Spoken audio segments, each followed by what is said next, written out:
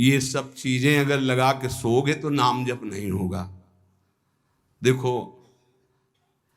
हितधाम में कुशासन और एक ईंट कुशासन के नीचे सर्दी में ओढ़ने के जो हमारे कंबल थे वो आटे का बोरा बलराम जी ला के दे थे।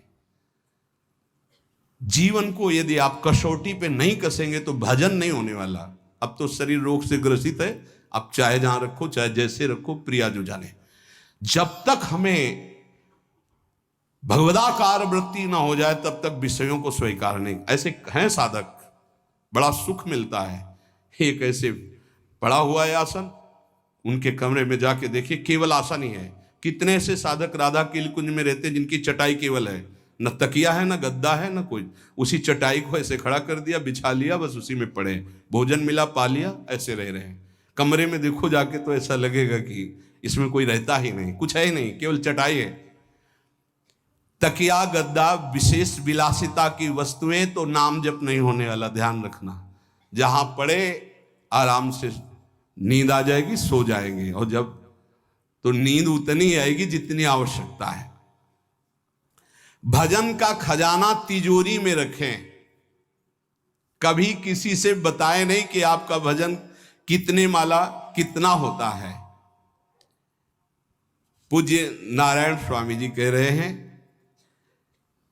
भजन को खजाने में रखने का मतलब है लूटने वाले डाकू माया भेजती है, काम क्रोध लोभ मोह मद मत्सर आदि,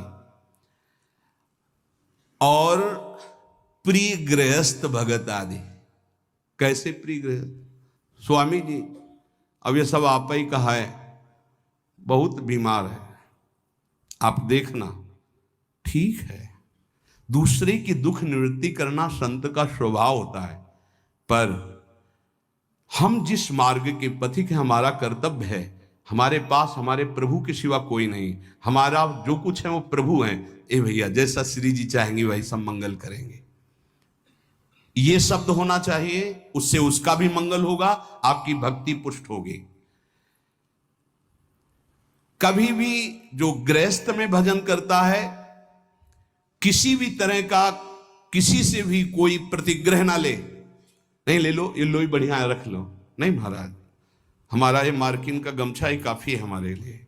नहीं नहीं नहीं, ये प्रसाद पाल, हाँ इतना किनका दे दीजिए, भगवत प्रसाद है, ये हमारे लिए पर्याप्त। गृहस्थी में अगर आप भजन करते हैं तो अपने भजन को बचाने के लिए किसी से भी दान पुण्य, किसी का भी बट रहा है वो स्वीकार न करें। किसी से प्रणाम नमस्कार, किसी से अपनी सुविधा सेवा स्वीकार न करें। और जो विरक्त है उसको ध्यान रखना चाहिए कि हमारा जीवन केवल जगत मंगल के लिए विश्वेश्वर भगवान को समर्पित जीवन है।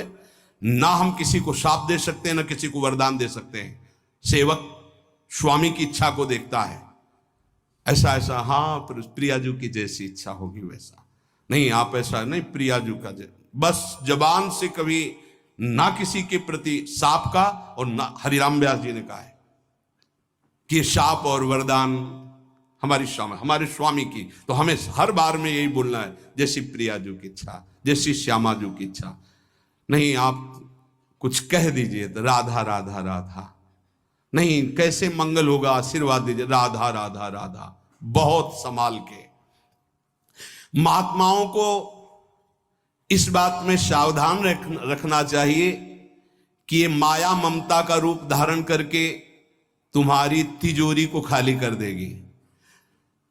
खजाना लूटने के लिए माया बहुत अनुभवी महापुरुष है, सेवक के रूप में आती है, खास सेवक बनकर। आज तक जहां दगा हुआ है तो खास से हुआ है। जब वृक्ष कटने लगे तो आपस में बात की, भाई ऐसा कौन आ गया जो हमें काट सकता है? बोले हमारा कोई मिल गया। तो कुल्हाड़ में जो बेट है ना, बोले मिल गया कोई हमारा। खास बन करके आती है माया, सेवक सेविका रूप लेके। बहुत अनुभव की बात महापुरुषों की, मान लीजिए विरक्त जनों के लिए खास बात है। सेवक सेविका रूप रख करके माया आएगी। इसके बाद अगर आपने स्वीकार किया, फिर तुम सेवक होगे, वो स्वामी होगी। समझ रहे हो? बहुत अंदर से इस बात को समझ लीजिए। अगर आपको भगवत प्राप्ति करनी है तो जब तक शरीर में श्वास रहे सेवा मत स्वीकार करना किसी की। कपड़ा धुलाना, खाना पीना, भीख मांग के खाओ, भिक्षा अन्न, या आकाशवृत्ति से जियो। जैसे मना ना कपड़ा धो पाओ तो उतने पहनो जितना धो पाओ। किसी को अपनी सेवा में प्रवेश मत होने दो। अपने शरीर की सेवा, अपने जीवन की सेवा जब तक श्वास है तब तक स्वयं करो, नहीं तो तब लग जोगी जगत गुरु, जब लग रहे निराश, जब आशा मन में भई, जब गुरु और जोगी दास। इसलिए होश में परमार्थ के पथिक को कभी किसी की सेवा नहीं लेनी चाहिए, कभी किसी को सेवक नहीं बनाना चाहिए। भगवत भाव से नेकी कर दरिया में डाल, उपदेश दे दिया, चल अपने मार्ग में। जीवन की ये बात हमारी अनुभव की मान लीजिए। अगर निर्विघ्न पंथ निर्वाह करना है तो कभी किसी को यहां सेवक न बनाया जाए।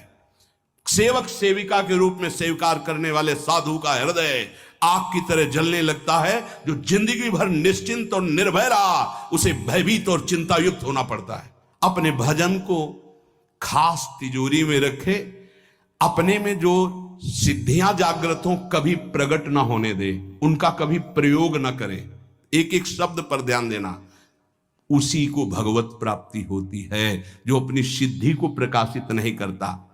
ये माया त्रिशंकु की तरह लटका देती है, न स्वर्ग में न भूमि में।